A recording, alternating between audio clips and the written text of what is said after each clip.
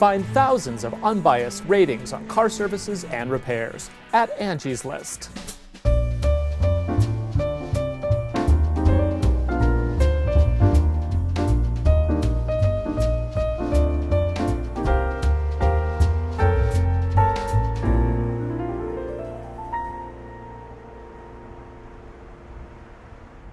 Today we're in the Cascade Mountains, freezing our asses off to compare a duo of small sport utilities.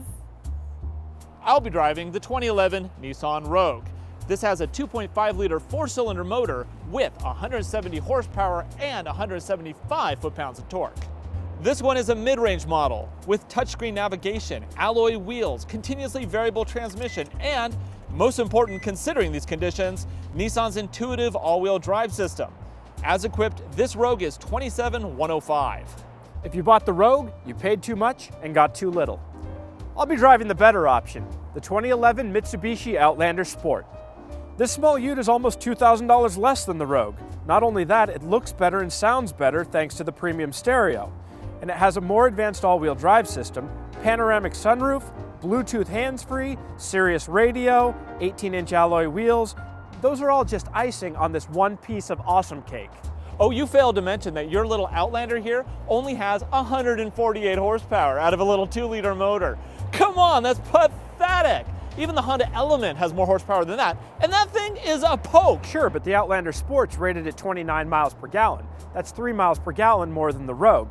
And these lean times, that is a proper trade. Oh, we'll see how worthy those few miles per gallon are when you can't save your own ass on these roads. Are you boys done yet? I'm freezing my ass off. I have a challenge that will decide which is the better SUV.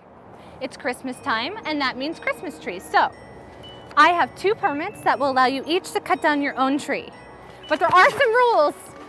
Now, if someone gets stuck in a snowbank or a rut, you will have to give the person a significant piece of clothing before any help is provided. Okay, it sounds easy enough, doesn't it? But the fact is, as Aaron and I drive our sleighs deeper and deeper into the frozen state forests, the roads will change from bare to plowed to icy drifts. We only hope that Santa's little helper appreciates the scope of the challenge she's given us. These SUVs are more designed around the trials of city life as opposed to the unbridled wilderness we find ourselves in today. Exactly. There's a huge difference between these cleanly packed snow roads and the type of muck we may encounter further up the mountain. I think the only real question is, which of our SUVs will surrender first? While the Rogue hasn't changed since 2007, the Outlander is all new for 2011, which means it's fresher and it looks better. The Rogue has significantly more power than the Mitsubishi, and it has a more advanced all-wheel drive system, and it's built like a tank.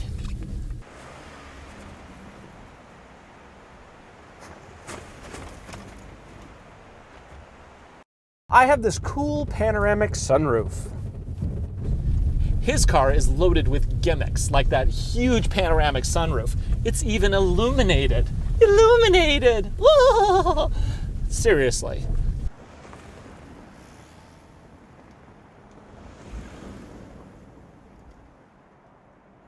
The Rogue has a deceptively simple dash. Even though it's not fussy, it has everything that you really need in a modern SUV. The only thing I would like to see is a real-time indicator showing what the all-wheel drive system is doing. I'd like to know where my power's going when it's going down there. The Outlander has 3 drive modes that can all be changed with this handy dial. 2-wheel drive for tooling around the city and driving on the freeways.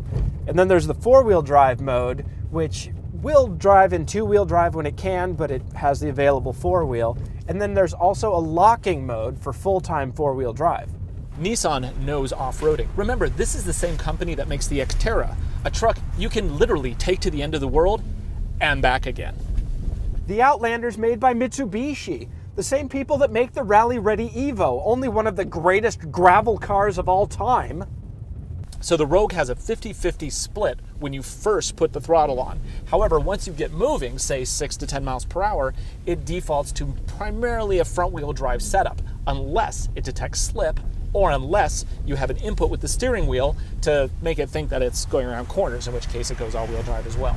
Later, if it gets a little slippery, I can always lock the all-wheel drive so it's full-time all-wheel drive. It's not going to try to predict input into front.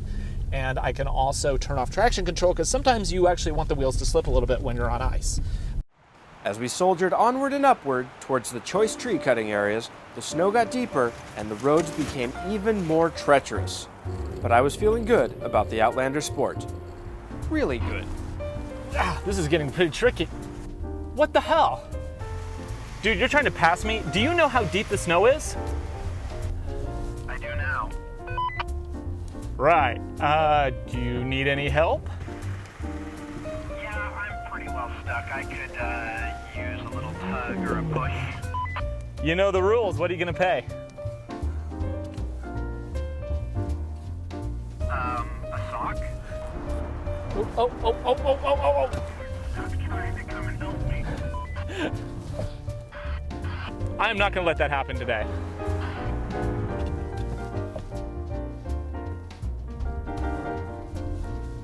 This rescue was turning out to be more challenging than I had expected.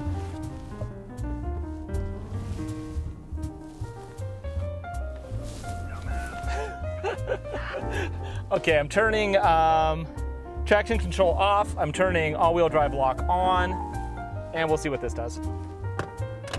What I wouldn't give for a dedicated set of snow tires and a locking differential. Still, the Rogue wasn't beat yet.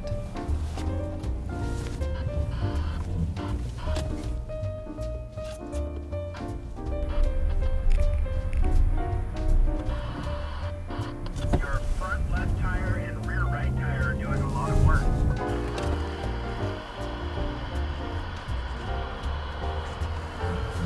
Come on. Come on. And you can do it. Ah! Boom, yeah. Who has a better all-wheel drive system now? Though I was able to keep all my clothes for the time being, Aaron's Mitsubishi was still stranded. Okay, so we want to start pushing before we get the tow strap out? Yeah. Still have your pants on.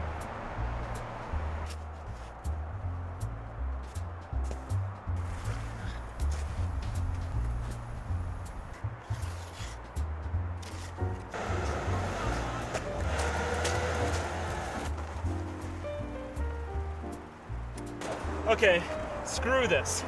Here's my plan. Looking back on the challenge, it was probably doomed from the start.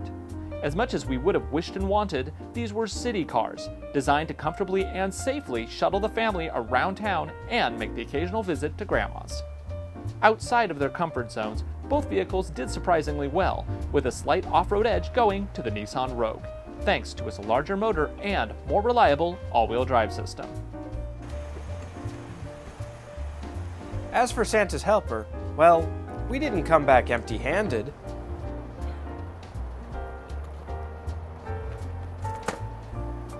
And that's our Christmas show! What the hell? You call this a tree? What happened to your pants?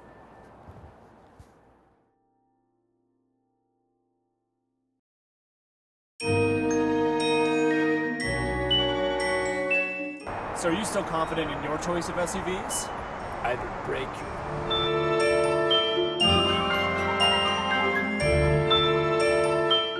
It has a 2.5-liter four-cylinder motor with 170 horsepower and 175 foot-pounds of torque.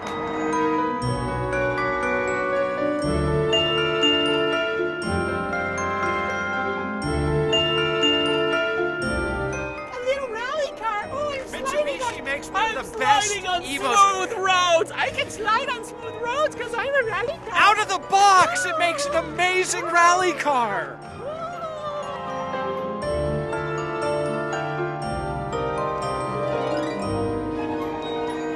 Yep, Anna, look at that. So what's the second article of clothing? Oh, I think he might get out.